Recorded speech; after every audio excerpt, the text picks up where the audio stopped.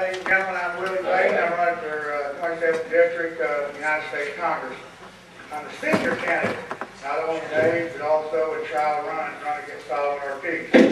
This is my fourth shot at him.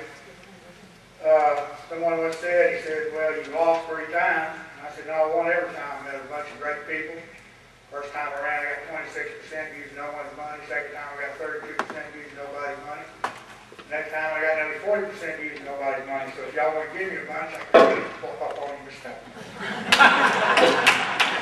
Because my wife told me you can run for the 4th time, Willie, but you ain't using our retirement money. So we've got a great thing going called $5 Fridays. And every Friday, we get a $5 donation. We buy push cards, we buy business cards, we buy letterheads, and we buy postage with. So every $5, unlike a lot of people, I don't want you to give me $2,400. I want $5 in your vote. That's about it. If you got $2, I'll take that too.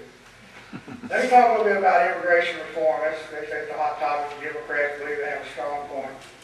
And what would I do? Well, we're all immigrants. Everyone sitting in this room. There's not one person in here. I don't see anybody with a feather in their head or a loincloth on. So you're not 100% Native American. I'm about that much of it. My mom was American Indian. Matter of fact, I was born on Indian reservation. I wasn't nationalized in 1972. A lot of people that work down in the valley realize you're homeborn, you're home birth. That was way up to the Indian reservation up East Texas on my aunt's farm. It was in a land grant, still there today. And 5 days later, I was born on Easter Sunday, 1948. So I was resurrected, let's say. And the doctor came along 5 days later and said, yep, he's alive. And my brother said, we're going to call him Sonny. And end up being William. Well, being that we're all immigrants, America is a pro-immigration country. That's what it's always been. You know, we came over here as immigrants, you know, seeking to be able to practice our religion and worship our God. The problem with immigration is that the people come here illegally as immigrants, taking up the jobs and the social services and draining on our school system, our medical system. There's a system by which you can become legal. But this great influx, we've done it to ourselves because there's business leaders out there every day that let these people find the work and take an American or a natural legalized immigrant and prevent them from working because they're paying under the table, not paying Medicare, Medicaid, Social Security. They'll take a guy on a $10 job and they'll pay an illegal immigrant $4. They'll save 6.5% on Social Security, Medicare tax, and 3.5% on Medicare. Along with a $6 reduction, they basically get the case for free. So, you know, if we cut off the employer hiring illegal aliens, once the jobs dry up, they won't come over and they'll start going back.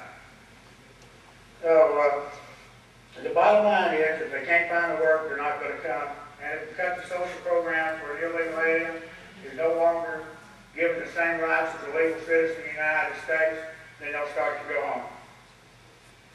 Big question is we got next is what's the role of the Federal Reserve and what is the current effect in our economy? There were 3 crashes prior to 1910 in the United States of America. The last one was 1907. In 1907, the United States government had to figure out because we were becoming an industrialized nation. We had a gold standard, a silver standard. We had monetary currency back our dollar. We had no control. If people got scared, they automatically took a run on the bank. You know, they'd empty out the bank. There was no centralized bank. Most of you ever seen coins? I'm an American. So coins were produced by every state. You know, California was a prime example, Connecticut, Indiana, the rest of them. So they decided we need a centralized banking system. The problem was people like J.P. Morgan and John D. Rockefeller and stuff, they had all really the nation's wealth. Everybody else worked for 50 cents or $1 a day, and they were, in our today's standards, almost trillionaires. So they took control of the banks, and they decided we're going to have a banking system, and they said it's going to be privately held. Because the United States government didn't know how to handle money. They knew how to spend it, but they didn't know how to handle it. They had to figure out a way. They had to figure out a way, you know, what they did, so there was no really worth to anything. Remember, gold was basically $20 an ounce until just recently. Some of us are old enough to remember gold at $20 an ounce. We actually helped a walking Liberty silver dollar and a Benjamin Franklin half a dollar in our hand, which was pure silver and silver dollar. The peace dollar, the last one made was in 1934. If you've got one, let me know, I'd like to buy it. And so the system was basically derived so that we could have a stabilized monetary system. The problem was about 1915 to 1916, the world went to war. America had managed to run their own economy because they were building up, they were taking in currency. The taxation system was so minute that nobody complained about it. The government would take it in gold, but we weren't at war. And then all of a sudden we went to war. And when you went to war, it's a great drain on your economy. And when they did, the banks started saying, we're going to send out money, send out money, send out money. The problem is when you do that, you start getting into debt, and the Federal Reserve actually loans the money to the United States government, even today at 6%. So the Fed has never been audited. The Fed not only needs to be audited, the Fed needs to be abolished. Going at what seems to be the greatest security facing America today. A lot of people say a lot of things, fundamental terrorists. These people want to kill you. They don't like who you are, they don't like the color of your hair, the color of your skin, the color of your eyes. They don't like the fact that you believe in God. If you're a Christian or a Gentile, you're their enemy, and they want to eradicate you off the face of the earth. Yet the United States is allowed to keep a strong military, make strong responses to people that will do us harm, and for us to go to them before they can come to us and kill our family, then once we have a strong military and the ability to react, and that we do react to these extremist fundamentalists, fear itself will bring back respect for the United States. I've been at war. I know the tragedy of war. I stood on the battlefield. No war is good. But if you can imagine 100 World Trade Centers, you allow them to come, and you don't take an aggressive approach to keep them out of the United States, you will see more World Trade Centers. So what's the current tax system? The current tax system, I've been to the lowest to the highest spectrum of the tax system.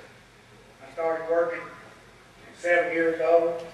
I got on the taxation system in 1963 or 64, and I've been on it ever since. The one thing I found in life, I've never got a job from a poor man, ever. It's always been somebody that worked and built up wealth.